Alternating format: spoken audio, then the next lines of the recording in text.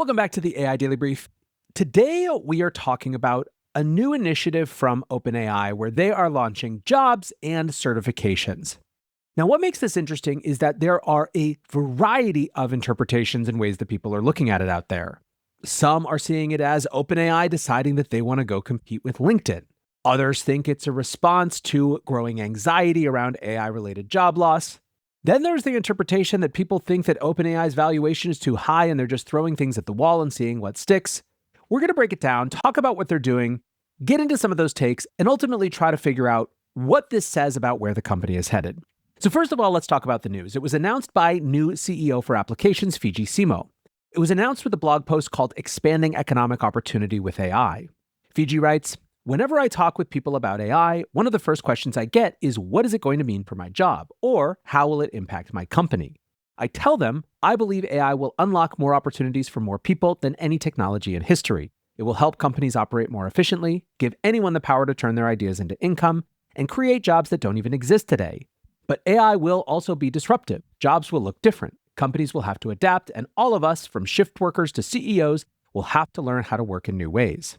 At OpenAI, we can't eliminate that disruption, but what we can do is help more people become fluent in AI and connect them with companies that need their skills to give more people economic opportunities."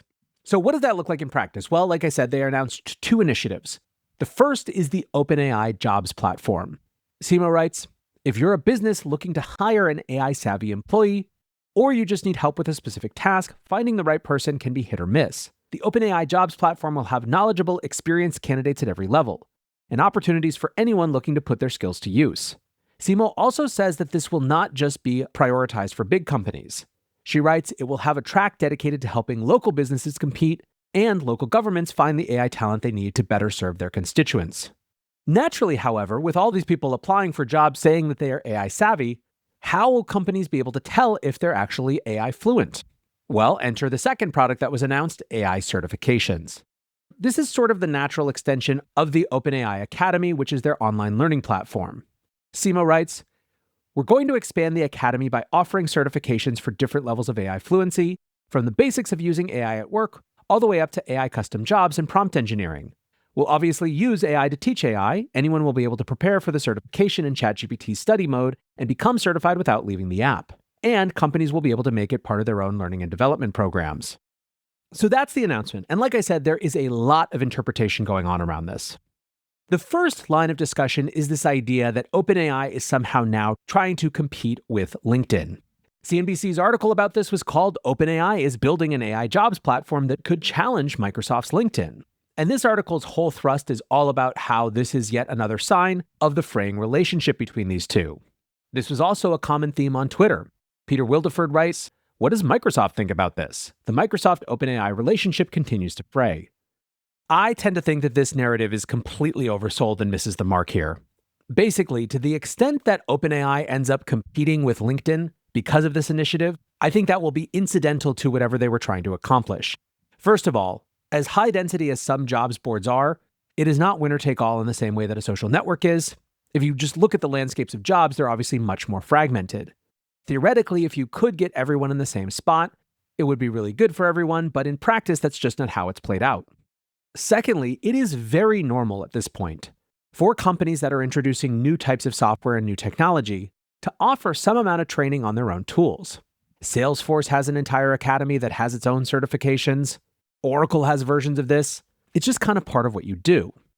Now, it is the case that Sam Altman has talked about how he's interested in building a social network, and so maybe that's inflaming this narrative. And the company did bring in an entire CEO of applications in Fiji Simo, so I don't think it's totally off base, but I mostly think that the people who are talking about this are trying to read it into a Shakespearean drama between Microsoft and OpenAI because it makes for interesting reading. Now, on the other hand, the idea that this is a response to growing job anxiety, I think, is a little bit more legit.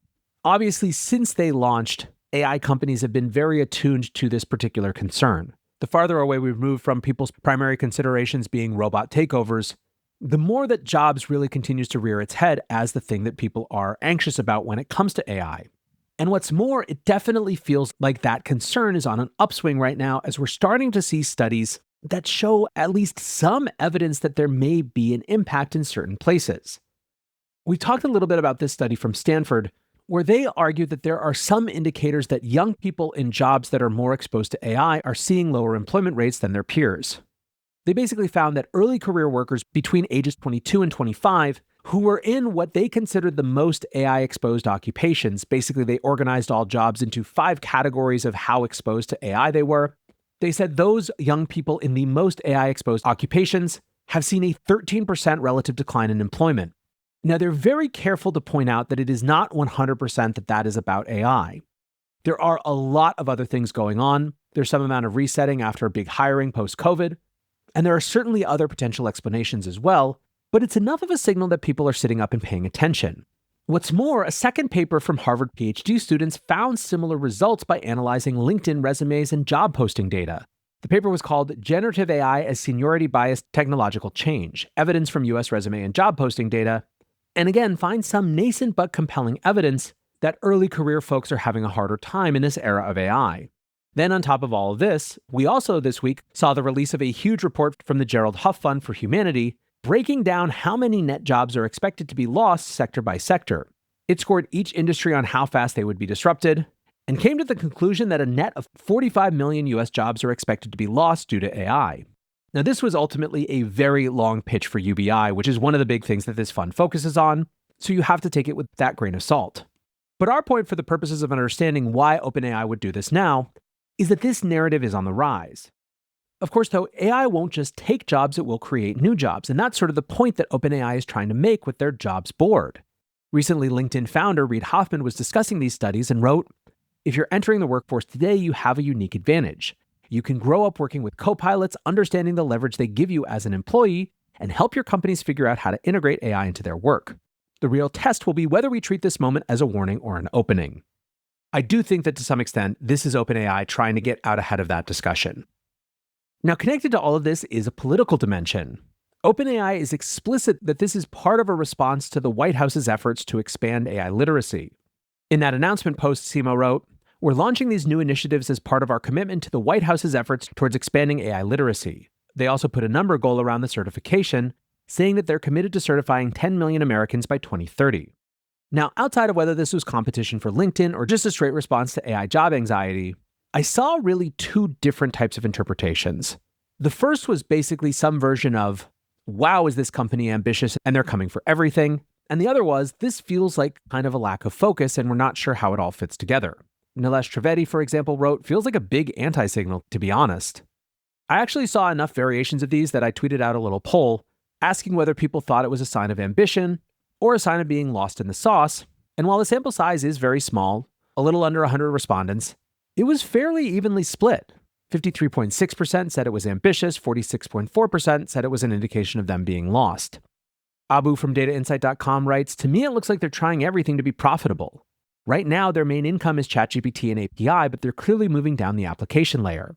AI certifications, that could print money. The jobs platform, not so sure. When you scale, chasing every vertical isn't always smart. They're even toying with social media, but honestly, that's unlikely to work." I saw some version of this response a lot. And what I would say about it is that I think it's a little bit more nuanced. First of all, OpenAI's revenue is growing extremely fast. Not as fast as Anthropic's right now, thanks to the coding applications, but still extremely, extremely quickly. I think that they have very barely scratched the surface on just how much consumer and business/API revenue there is out there. At the same time, OpenAI has always seemed to me to understand that they are going to have to own the relationships with their customers. I do not think that they're content to just build a platform that powers things underneath. I think that they believe that they are going to have to exist at the interface with the customer to have long-term durability and long-term moats. Fiji Simo coming in as the CEO of applications, I think, is an indicator of that. And there were some people who absolutely grokked that this could be a very successful business line.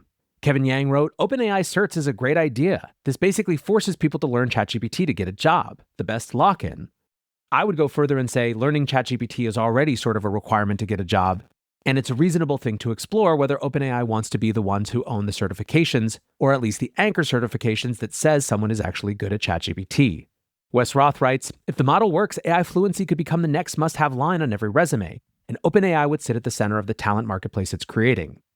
Again, I think already AI fluency is a must-have line on most resumes. And again, the only question to me is how much it makes sense for the platforms themselves versus third parties to be in this certification game. We moved away from it, but this is something we talked about doing a lot when Superintelligent was in its earliest incarnations as a learning platform. I think there's the other piece of this, which is worth noting, that OpenAI might just be legit when they say they really want people to have more economic opportunity in the future. OpenAI's head of education, Leah Belsky, posted on LinkedIn, "I've spent the last decade of my career building new pathways to jobs and careers in partnerships with universities throughout the world. OpenAI has rapidly become a top learning destination and a place where people are demonstrating their skills each and every day. I'm excited to see a world where OpenAI can help credential those who have built cutting-edge skills and connect them to the jobs of the future." And having known Leah at various parts of her career, which by the way have always been at education companies, I know at least for her, and of course this doesn't necessarily speak for the organization as a whole, those motivations are exactly as she says. Ultimately, this might just be one of those times where good press meets good business. OpenAI announced this initiative with a bunch of partners, including Walmart, and it strikes me that this is sort of a worst-case scenario. This is a good corporate citizen initiative, and best-case scenario, it's a serious revenue line for the future. In any case, I think a super interesting moment and a super interesting initiative. I'm excited to see how both the jobs board and the certifications roll out. For now, though, that is going to do it for today's AI Daily Brief. Appreciate you listening or watching as always, and until next time, peace.